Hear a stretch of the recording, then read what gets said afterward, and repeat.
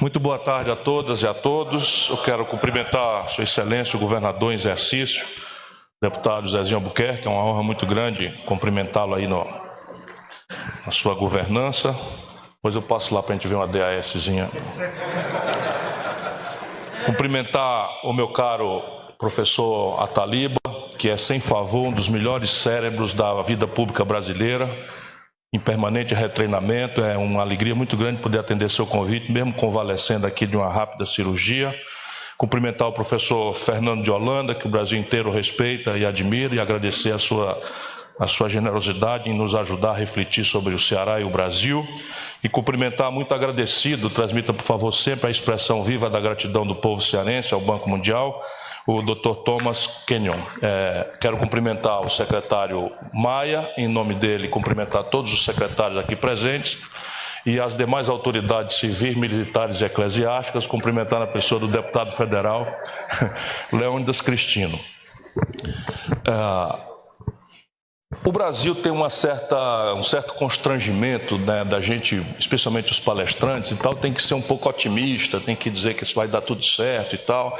Então tá, também acho que vai dar tudo certo e está tudo muito bem, está tudo ótimo. Isto dito, eu estou preocupado e acho que deveríamos nós brasileiros nos preocupar com o quadro brasileiro de hoje adiante. Não quer dizer que não haja saídas, não quer dizer que não haja estratégias. O Brasil é talvez uma das raras nações do mundo que tem alternativas, tem portas, tem alternativas, tem caminhos de saída. Mas se você não acerta a mão no diagnóstico, é muito improvável que a terapêutica possa funcionar.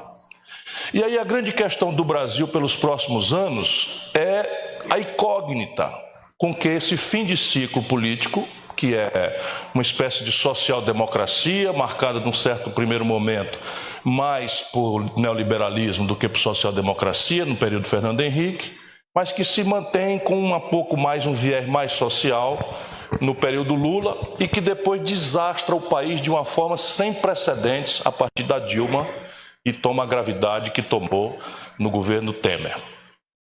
Se nós pararmos aqui, nestes anos poucos, nós não vamos entender bem estrategicamente, porque é muito cedo, é muito precoce. E a observação científica recomenda um certo distanciamento. E eu quero crer que a gente pode entender que a questão do Brasil está estruturalmente errada para compreender o diagnóstico, se nós tomarmos, por exemplo, um distanciamento até o ano 80. O ano 80 é um ano forte para a história brasileira. Ali, desde o pós-guerra até cá, o Brasil é um dos países que mais sofisticadamente e mais velozmente cresceu no mundo. Todos os manuais de economia mencionam, às vezes com a palavra milagre econômico, o experimento de desenvolvimento brasileiro, que saiu de um nada, sob o ponto de vista industrial, para se transformar no 15º produto industrial do mundo. Só para nós termos uma clareza que já vai nos identificando que não há defeito genético na nação brasileira. Nós temos essa experiência. O céu é o mesmo, o chão é o mesmo, a gente, com todas as suas maravilhas e contradições, é a mesma, e o Brasil foi capaz, entre 30 e 80, de crescer a números que chegavam às vezes a 15% ao ano. 8% era fichinha, era quase crise, mais ou menos um episódio chinês ali por aquele tempo. E o desenvolvimento industrial brasileiro nos levou, com aquele número absoluto, número relativo ao mundo, 15º produto industrial do planeta, mas tem coisas mais fenomenais para olhar o mesmo número. O produto industrial do Brasil, em 1980, era mais ou menos a soma do produto industrial da China, de Singapura, da Malásia, do Vietnã e da Coreia do Sul juntos. E ainda sobrava um trocado. Hoje o produto industrial chinês já passa de 10 vezes o produto industrial brasileiro. E não é porque a China explodiu só que explodiu, é porque o Brasil é hoje o local, o endereço do mais violento e veloz processo de desindustrialização da história do capitalismo mundial. É evidente que quando a gente lê as coisas na superfície, especialmente formados fora, nas academias de fora, a gente pensa que pode relativizar a desindustrialização brasileira como um reflexo daquilo que está acontecendo no mundo rico como um todo. Definitivamente isso é uma miragem. O Brasil está se desindustrializando muito pesado antes de ser uma nação desenvolvida. E os países que estão se desindustrializando no mundo rico terceirizaram a sua indústria de baixo valor agregado, mas concentraram a sua indústria de altíssimo valor agregado e compensam essa perda nas trocas internacionais, quando não falando nos Estados Unidos a questão do dólar, que faz uma atipia absolutamente única para eles. Definitivamente, nem por aqui, nem por acolá, esse é o caso brasileiro. Nós não podemos nos dar o luxo ainda de afirmar uma economia pós-industrial, e isso vai agravando o nosso problema. Entretanto, para não cansá-los muito mais do que já fiz, é preciso que a gente, olhando com essa distância, entenda por que o Brasil está como está hoje. De lá para cá, o Brasil cresce a ridículos 2% ao ano, 2,3% ao ano. Este é o dado de 1980 para hoje, desfocando as conjunturas, os lulismos, os fernando henriquismos, as euforias, etc. O fato é que o Brasil, de 1980 para hoje, cresce a pífios 2,3% ao ano, enquanto nossa população, no mesmo período, cresce a 2%. Ou seja, nós estamos crescendo nada por cabeça. Se as nossas instituições de distribuição de renda fossem perfeitas e ideais, mas elas não são, elas são justo o oposto, elas são as mais perversas instituições de promoção de concentração de renda que eu, pelo menos, me conheço na experiência internacional. O resultado prático é que nós chegamos hoje em que 5 brasileiros, assim mesmo, 1, 2, 3, 4, 5 brasileiros têm a renda equivalente às posses de 100 milhões de nacionais, de compatriotas nossos. Este é o Brasil, estrategicamente olhado, com pressa, né, que nós precisamos olhar. E aí nós precisamos entender quais são estrategicamente, não dá para mergulhar agora num grande diagnóstico, mas entender assim, concretamente quais são as graves questões que explicam isso. Eu quero crer que nós temos 3 explicações de fundo e 4 explicações de conjuntura, que seria ponto de partida para virar o jogo. Este é um esforço de diagnóstico para que a gente possa criticar a terapêutica que vem por aí, que Deus é quem sabe o que é que vem, né, da cabeça do Paulo Guedes com o Moro arbitrado pelo Bolsonaro. Isso aí pode dar, isso é filho de macaco prego com jabuti. Esse é o lado bom da coisa, né? Eu quero crer mesmo, pelo menos alguma racionalha, mas assim, é filho de jabuti com macaco prego. Eu não sei de fato o que é que vem aí dessa questão. Torço, eu fui candidato, eu não sou um neutro observador da vida nacional, torço que dê certo.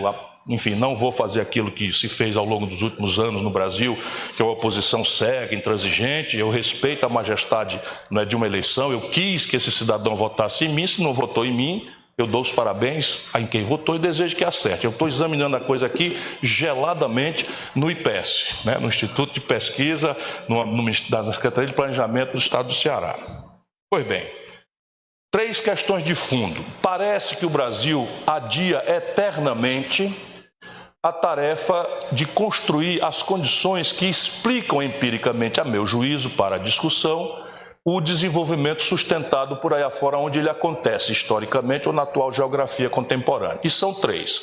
Não interessa a institucionalidade, a Babel das línguas, também das instituições, dos desenhos políticos, da retórica, não interessa. Parece que o que sustenta desenvolvimento é uma boa coordenação entre 3 fatores. Primeiro, alto nível de formação bruta de capital doméstico, ou seja, quanto da sua produção sobra para investir.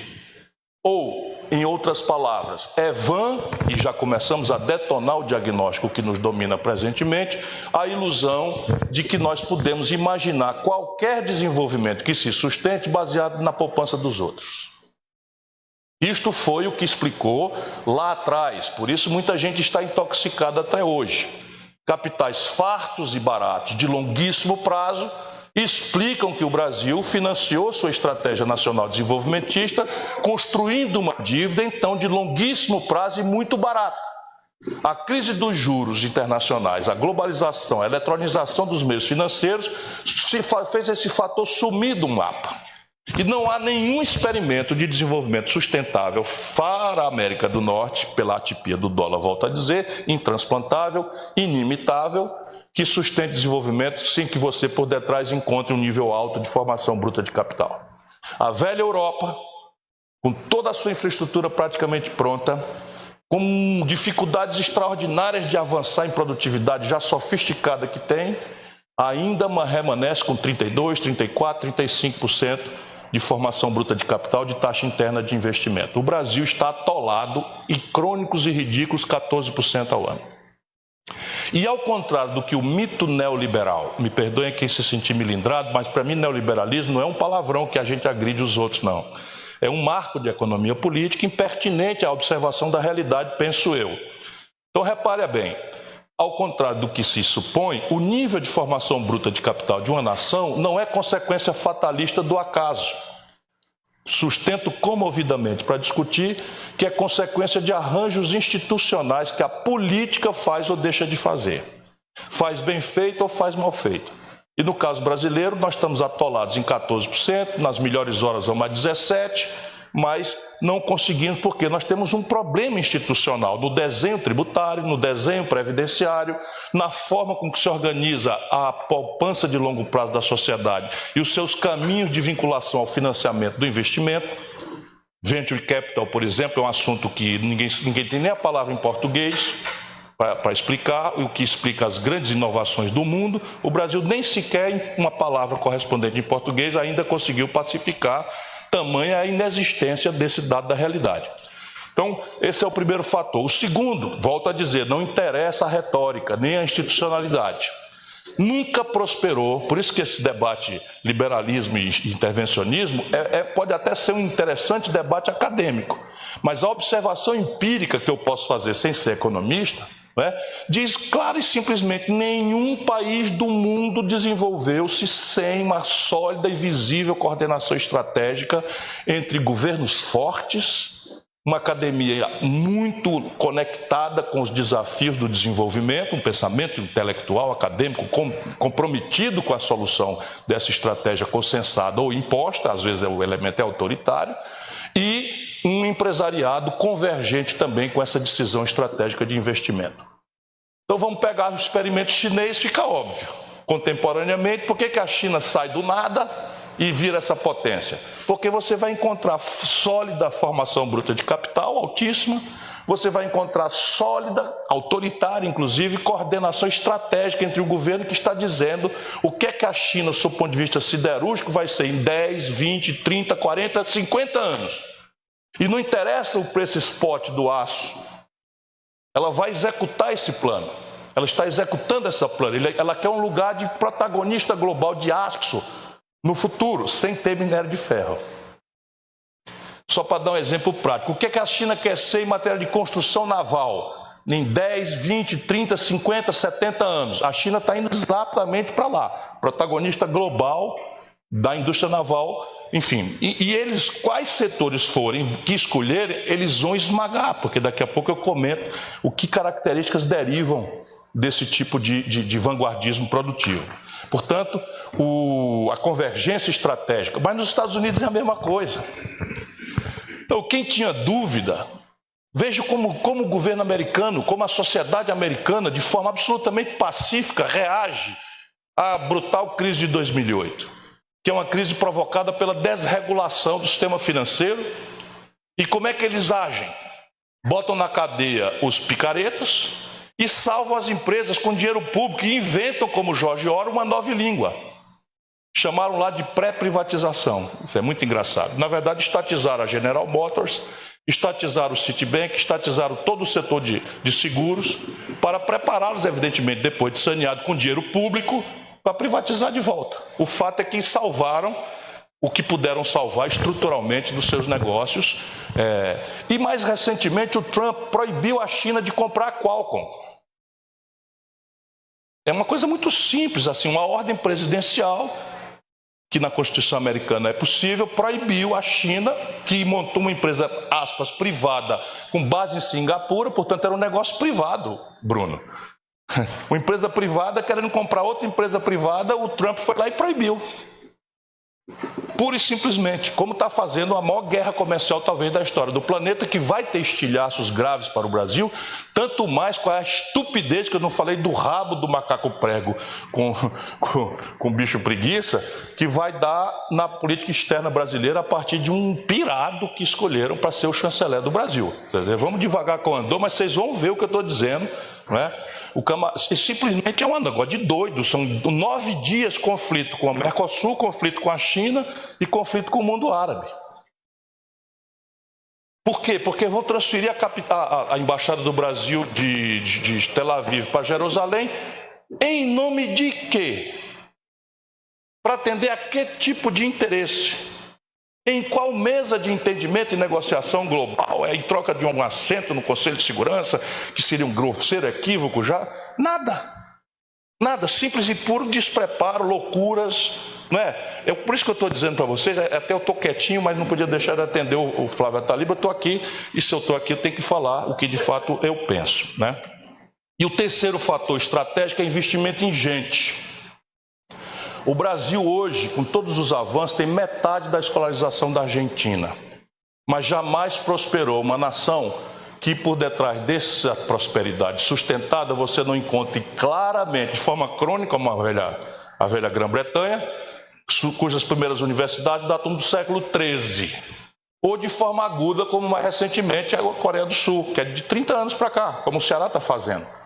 Mas não há precedente, não existe desenvolvimento com a população tendo 700 mil casos de malária, 800 mil casos de dengue. Que produtividade sai de uma sociedade com essas características? Não existe isso, com um aluguel da inteligência dos outros, enfim. Esses são os 3 fatores estratégicos. E isso nos trouxe ao tempo presente. Como a gente segue adiando a confrontação dessas questões estruturais por problema político, por conjunturas superficiais, ciclos de consumismo populista, logo em seguida interrompidos por crises cambiais monstruosas, nós chegamos à seguinte situação: por que eu não posso acreditar que o Brasil vai crescer se nós não virmos essa agenda sendo tratada?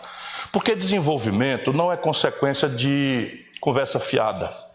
Desenvolvimento não é consequência de wishful thinking, ou seja, eu digo que vai e vai, eu desejo e tal. Há uma influência de expectativas, mas se as expectativas colidirem faticamente com as premissas, elas nada mais são do que mentira, que aliás é do que é pródiga hoje a realidade brasileira. Hoje está se anunciando para o ano que vem 3% de crescimento econômico, eu não consigo ver. Por quê? Anotem aí. Desenvolvimento, no caso brasileiro, muito similar ao caso americano, é uma variável do consumo das famílias. Então, no Brasil é gravíssima a influência do consumo das famílias para que a taxa de desenvolvimento seja deste ou daquele outro tamanho. O Brasil está com 13 milhões de desempregados e quase 22 milhões de pessoas empurradas para a informalidade. E o Brasil tem hoje 63 milhões de cidadãos com nome sujo no SPC.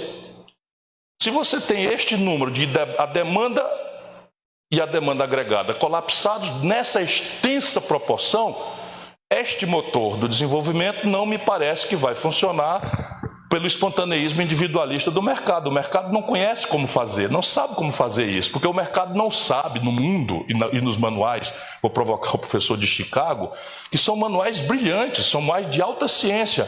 Mas quem é no mundo de Chicago que sabe o que é comprar uma coisa em 5 vezes sem juros no cartão? Lá em Chicago, ouviu falar nisso? Alguém pode chegar com Visa, Visa é uma bandeira americana, o American Express, você diga, meu irmão, eu quero aqui um sapato, pica aí em 5 vezes.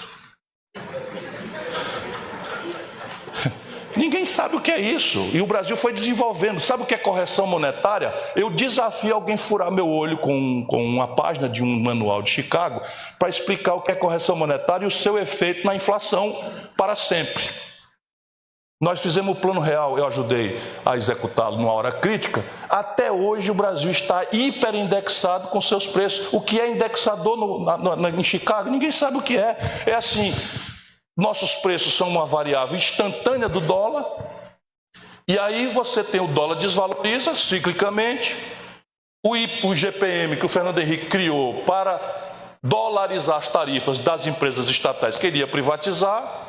E aí você tem o dólar vai para cima, o IGPM captura esse dólar para cima e você mete isso na tarifa de energia elétrica. cujos custos incidentes são praticamente 100% em real. E nunca mais desceu. Porque o dólar depois desce. E a tarifa fica e daí vai para cima. E nós temos a matriz energética mais limpa e barata do planeta Terra e a tarifa de energia elétrica hoje mais cara do mundo. Vai ver se Chicago entende isso. Porque Chicago é honesta, Chicago é científica, Chicago estuda. Aqui é picaretagem, pura e simples, com o Estado a serviço, o poder político subornado a serviço dessa equação. Então, do consumo das famílias, para ir concluindo a minha reflexão, não parece que o motor do desenvolvimento vai vir. O segundo movimento... Tenha calma que vai piorar. O segundo grande motor, só em ordem de apresentação, o segundo grande motor é investimento empresarial. Então você tem que a economia brasileira hoje, na pior depressão da sua história, nós estamos hoje com algo ao redor de 25% a 30% de capacidade instalada ociosos. Então você tem o investimento empresarial, não é provável que você vai investir numa nova fábrica se a fábrica que existe está com 20%, 30% de capacidade instalada ocioso. Isso assim é generalizado por aí afora. Então o primeiro ciclo, isso se houvesse uma retomada de consumo, seria a tomada lenta de capacidade instalada ociosa, que é um crescimento sem investimento. Isso por quê? Porque o empresariado, intoxicado, de forma inclusive meio esquizofrênica, com a lógica de juro alto, colapsou também. Ninguém quer falar, mas existem trabalhos acadêmicos, esse agora em Colômbia, não é Colômbia? Cadê? Aquele rapaz que escreveu aquele trabalho, o Nelson, aquele lá é Colômbia ou New York University, que atribui a estagnação do Brasil ao colapso do endividamento empresarial. Trabalhou conosco. Enfim, Colômbia, o fato é o seguinte, já há quem atribua a este fator sozinho, mas eu quero somar com os outros três, que o setor privado brasileiro está com o maior endividamento da história. Felipe Rezende, seriam 2 trilhões de reais de endividamento consolidado do setor privado, 400 a 600 bilhões de reais, dos quais caminhando rapidamente para crédito de recuperação duvidosa. O que é que isso provoca no setor financeiro? Uma brutal retração na oferta de crédito, uma grave insegurança e de maneira que eu estou vendo por dentro, ninguém paga ninguém em São Paulo. Isso deriva para a estatística de falências de concordados, que agora chama de recuperação judicial, que está simplesmente dizimando a base produtiva brasileira. Olhem os números.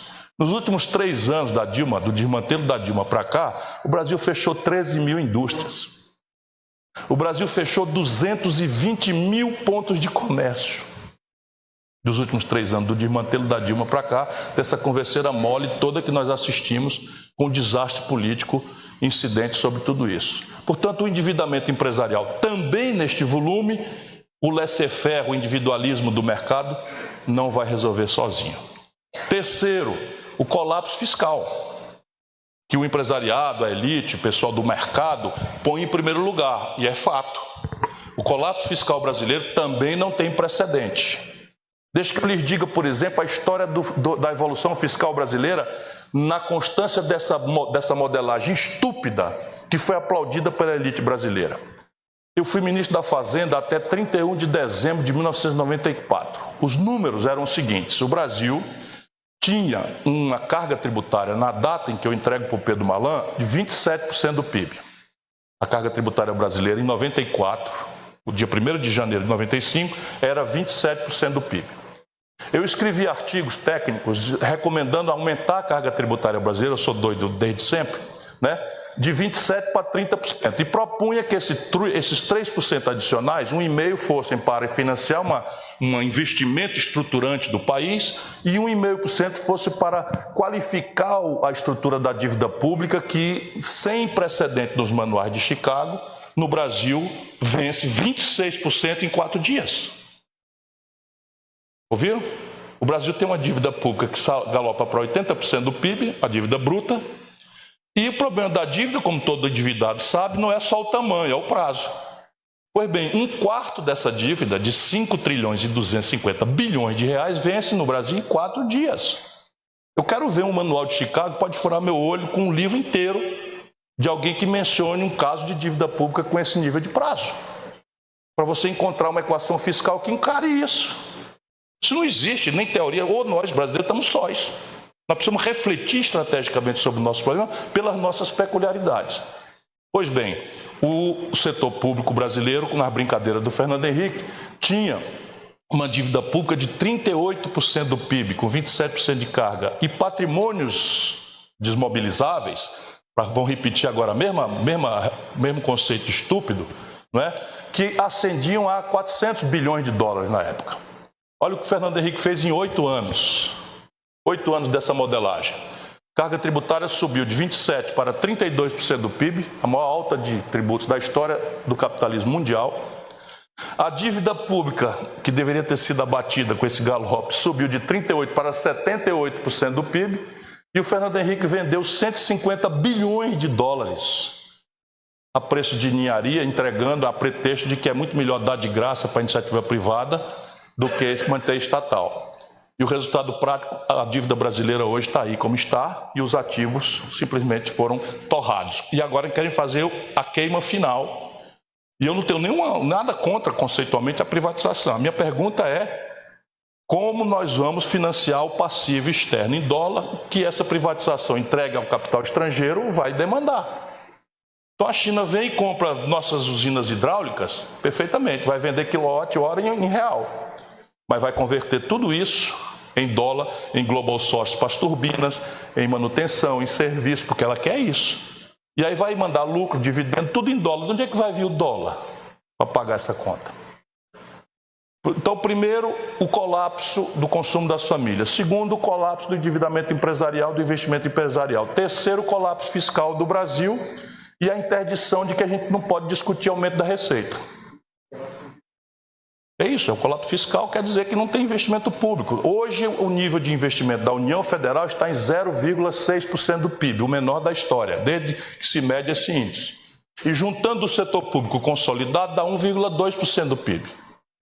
Isso daí não vem investimento. Só para vocês terem ideia, a necessidade de manutenção da infraestrutura do Brasil pede 3% do PIB de investimento por ano. E não há nenhum país do mundo que tenha equacionado a sua estrutura de infraestrutura sem participação do Estado. Ponto. Isso é grave quando você entra numa palestra fiscalizado por qualificações tão extraordinárias, você dizer essas coisas de nunca. Não há precedente de país nenhum do mundo que haja lançado sua infraestrutura sem uma coordenação estratégica, uma presença estratégica do setor público. Simples assim. Não precisa ser necessariamente estatal. Mas o crédito de longo prazo, uma série de coisas, PPP, concessão, enfim, uma série de ferramentas, mas há necessariamente ter a garantia do Estado, porque a infraestrutura é um investimento de longa maturação, de rentabilidade muito baixa no curto prazo, num país que paga 3%, 4% de juro, 2% de juro ao mês em determinados ativos, vai fazer infraestrutura para quê? E, por fim, a questão estrutural, e com isso eu termino, não sem fazer uma rápida menção sobre o nosso amado Ceará. É a questão estrutural de que o Brasil segue alimentando a ilusão de que nós vamos pagar o modo de consumo moderno a que justamente aspira a nossa população e que se refere a um certo padrão de vanguarda tecnológica. Que quer dizer o seguinte, a química fina de última geração, o bem de capital de última geração, o eletroeletrônico de última geração, a informática e os bens de comunicação de última geração. E eu quero saber onde é que cabe na inteligência medíocre ou brilhante de quem quer que seja que nós vamos pagar esta conta de produtos de alta linhagem, de alto valor agregado, com commodities, milho, feijão, soja, boi, porco, galinha e petróleo bruto. Essa conta não fecha. Ciclicamente a gente alimenta a ilusão que sim, porque as commodities historicamente oscilam. Então, quando as commodities foram lá em cima, na sequência que antecede a 2008, o Lula governou popularmente. Então, o Lula vendia uma tonelada de minério de ferro a $190. Quando a Dilma pegou o pepino na mão, estava vendendo a 38. Quando o Lula entrega o governo para a Dilma, estava vendendo um barril de petróleo a 110. Quando a Dilma é derrubada, nós estamos vendendo o barril de petróleo a 40. E assim todas as commodities. E a conta não fecha. Isso foi o que quebrou o Fernando Henrique, quebrou o Brasil lá atrás. E a consequência disso é a desvalorização do câmbio, que entranhadamente está imediatamente vinculado aos preços da vida do nosso povo. Porque nós hiperindexamos a economia e é assim. Eu brinco sempre com a minha turma aí jovem, vou renovar a turma que está no Facebook, a gente não compra dólar, mas come pão. E pão é trigo, e o Brasil não produz trigo com suficiência para o pão que a gente come, portanto, o trigo tem que ser importado. E importado paga em dólar. Então, a gente não compra dólar, mas come pão. E come pão. E pão é trigo e trigo é dólar. Os remédios, nós abrimos mão da indústria farmacêutica brasileira, temos só maquiladoras, resultado prático, subiu o câmbio, os remédios explodem o preço. Como o Fábio já falou aqui, explode de preço. Aí os malucos meteram uma emenda na Constituição dizendo que o Brasil está proibido de fazer o nominal mais a inflação no ano no exercício fiscal. Aí se o câmbio desvaloriza 30%, a inflação da saúde, os insumos, os remédios, os meios de diagnóstico médico, tudo é câmbio. Ou se pegou essa emenda no dia que estava contingenciado, como aconteceu com ciência e tecnologia, está no menor investimento desde os últimos 16 anos. Aí, sem coordenação nenhuma, meter esse monstrengo que não tem precedente no planeta Terra e o resultado prático. Isso tudo é uma barafunda que explica por que não dá para eu ser um crente de que as coisas vão crescer 3% no Brasil. Por quê? Porque se crescer 2%, por conta dessa última interdição, o buraco na conta de importado explode. E aí desvaloriza o câmbio, e o câmbio desvalorizado mexe nos preços, e aí detona essa maluquice de juro alto para enfrentar preços administrados pelo governo. Professor, pega um livro de Chicago, um só que diga assim, como é que alguém enfrenta com taxa de juros um preço administrado pelo governo? Então o governo baixa uma tarifa de energia elétrica, bota um decreto assim, a partir de hoje a tarifa de energia elétrica vai subir 5%. Aí a inflação captura isso e vai para o índice. Aí o Banco Central diz assim, opa, apareceu sua inflação aí, que foi derivada do câmbio. Aí mete a taxa de juros. Taxa de juros funciona sob preços que estão no mercado livre, inflados por uma hipertrofia da demanda. Você encarecendo a demanda agregada, você dissuade a demanda num país que não conheça o que é os 5 vezes sem juro. Porque o nosso povo aqui não faz a conta do juro na prestação da geladeira. Por anos de inflação que nenhum país do mundo teve, o nosso povo faz a conta se a prestação cabe no bolso neste mês. E aí pouco importa que ele paga 2 geladeiras, 3 geladeiras e leva só uma, desde que a prestação se acomode no fluxo de renda. E aí os caras metem taxa de juros em cima, que por sua vez entra na questão fiscal de uma forma absolutamente improvável. Então o Brasil tem essa questão estratégica, estrutural, e nós precisamos debater isso sem o que não há. Tudo mais será voo de galinha, ilusão de ótica, manipulação, especulação. O Ceará, para os nossos visitantes, né? O Ceará é um ato de teimosia. Né? Nós aqui somos assim, 80% do nosso território é um afloramento de pedra. É um solo imprestável à agricultura mecanizada de alta linhagem. Aqui não dá trigo, não dá soja, não dá cevada, não dá, enfim, nada dessas culturas de alta linhagem. O Ceará, 95% do território é submetido ao capricho do semiárido. Normalmente chovem 4 meses por ano, contra 8 sem nenhum pingo d'água. Né? Mas é muito certo que para nós haverá a cada 3, 4 anos de seca. Então, e nós somos a maior densidade demográfica do país, do seu ponto de vista de semiárido do mundo, uma das maiores densidades demográficas. Então, o que é que nós precisamos fazer? No passado, nós vivíamos razoavelmente bem, porque o sistema de preços se formava localmente. Então, como era o preço do feijão? O preço do feijão era quanto custava produzir meia légua fora de Sobral, com qualquer produtividade, com qualquer tecnologia, mais o leite das crianças. Portanto, era certo que eu podia plantar feijão, mesmo com produtividade baixa, enfrentando lagarta, pragas, etc., com tamanco, o diabo rezando para São Pedro mandar chuva, porque quem quisesse comer feijão, comia do meu feijão, mais o lucrinho, sem o que não comia. Hoje não é mais assim. Por um misto de logística eficiente, taxa de câmbio manipulada, financiamento sofisticado, tecnologias assimétricas, o feijão do Paquistão chega em Sobral mais barato do que custa produzir meia légua fora de Sobral. Isto detonou com a nossa tradicional economia. A sequência natural disso foi uma brutal migração e uma certa imprudência dos nossos ancestrais, até que chega Virgílio Távora, que compreende a necessidade de que o Ceará tem que sair desta encalacrada e partir para uma economia de industrialização. Num tempo em que a indústria era sinônimo instantâneo e real de emprego, que já nem é tão mais moderna. Mas segue sendo, como disse para o Brasil, dramaticamente verdadeiro que o Ceará não pode mais continuar com quase um quarto da sua população vivendo no campo de forma dispersa, atomizada, gerando, quando dá tudo certo, 2% do PIB. Esta é a explicação do Ceará pobre. 25% da população, acho que o número não mudou muito, não é? Que geram 2% do PIB do Estado quando dá tudo certo. Milho e feijão, porque o algodão também perdemos a capacidade, porque o algodão...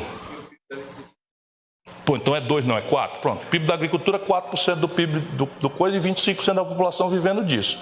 Portanto, parece óbvio que nós precisamos diversificar nossa estrutura produtiva, fazer um novo ordenamento territorial. A seca é menos grave do que a cerca, porque há 350 mil hectares de terras ótimas para irrigação, mas a irrigação exige intensividade de capital, exige acesso a mercado, exige uma série de tecnologias e a nossa baixíssima formação bruta de capital aqui não permite que o trabalhador brasileiro do Ceará tenha acesso a isso sem uma novidade aí que se chama presença do Estado na economia. Portanto, nós estamos fazendo da tripa coração, obedientes a um planejamento muito seguro. O Ceará tem, por exemplo, já está praticamente executado o plano estratégico de recursos hídricos, é o estado do semiárido mais equipado para enfrentar a seca. Então, o problema com São Francisco e o Eixão das Águas, nós estamos resolvidos sob o ponto de vista de abastecimento d'água. Agora precisa ver que tipo de manejo nós vamos fazer disso, né? Mineração metálica e não metálica é uma alternativa, mas parece que o Ceará precisa ainda desesperadamente praticar aquelas concepções de uma indústria de base que gera uma indústria vertical em petroquímica, em siderurgia, e agora nós temos a facilitação por conta do Porto do Pecém, sua eficiência, e as nossas estruturas universitárias que antes não tínhamos, e de ciência e tecnologia, e agora temos. Portanto, se nós persistirmos nisso, estamos fazendo uma aposta na contramão aí do tal mercado de fazer a educação ir na frente. Normalmente a educação é uma relação bionívoca entre renda e educação. Nós estamos fazendo a educação ir na frente para ver se ela produz renda, e certamente produzirá. Sim, essa estrutura toda, isso é que eu estou dizendo. A universidade nós meio que temos há muito tempo, ela foi para o interior e está se qualificando. A Escola de Medicina de Sobral é a melhor do Brasil, na avaliação do MEC. Portanto, nós estamos rivalizando aí na linha correta. Eu sou otimista com o Ceará por isso, porque nós aqui não aceitamos interdições ideológicas. Nós aqui forçamos, por coesão política, a execução de um projeto planejado e coordenamos o Estado com a iniciativa privada muito convergente e investimos em gente. Aqui, acredito que a gente ainda pode fazer. Porém, o Ceará, dos últimos anos, conseguiu uma facilitação na relação com agências multilaterais, Banco Mundial, BID, CARF, mais recentemente, e tudo isso passa por um penoso processo burocrático em Brasília que nós facilitamos. Esses tempos esquisitos que nós estamos iniciando, não sei se não vão estrangular esses caminhos nossos. Vigiemos. Muito obrigado a todos.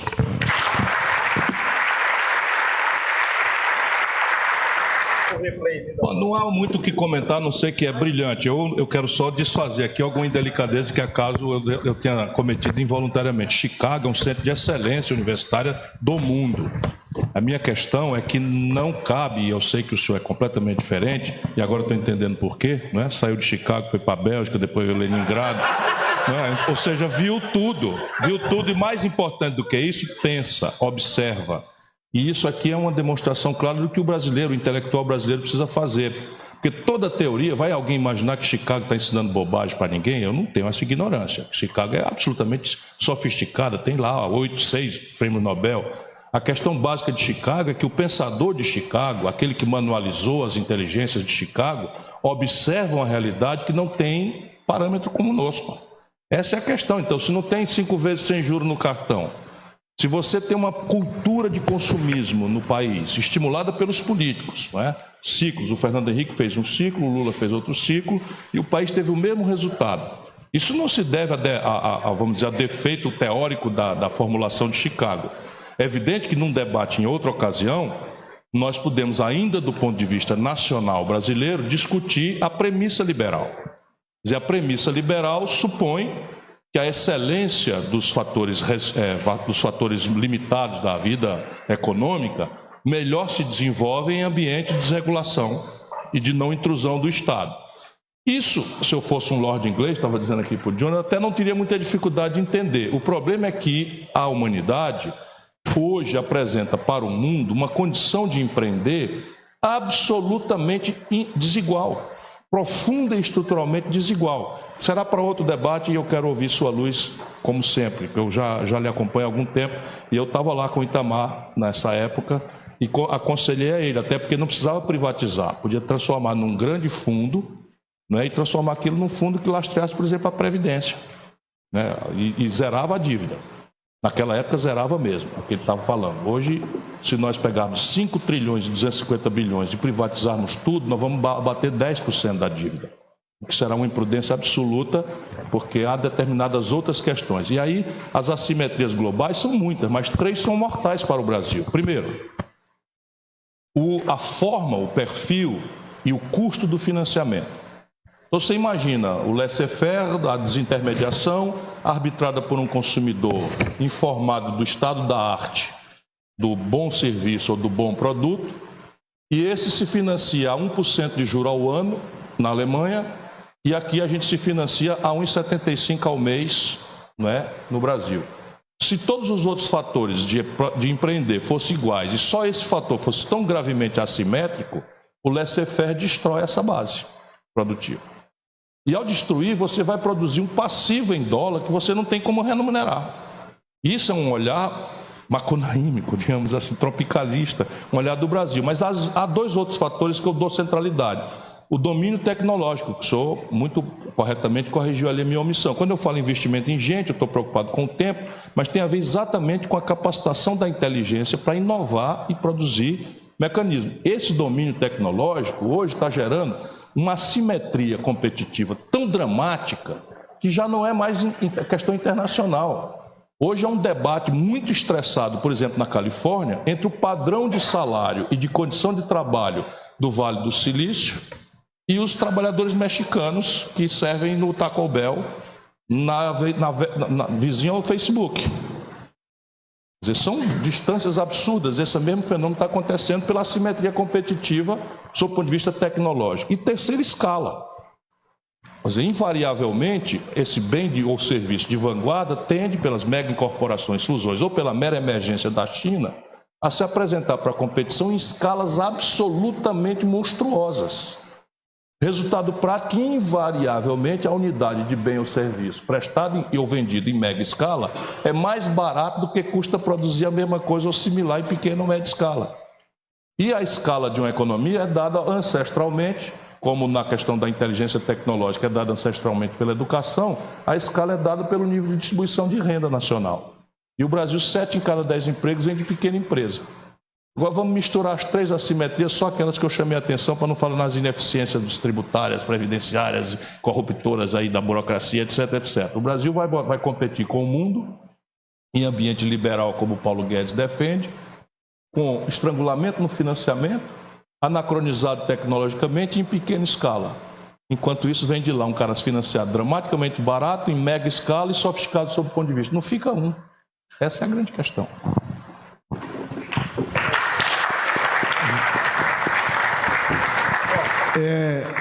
Pelo adiantado da hora, eu abriria 3 perguntas somente, depois eu tenho a fala do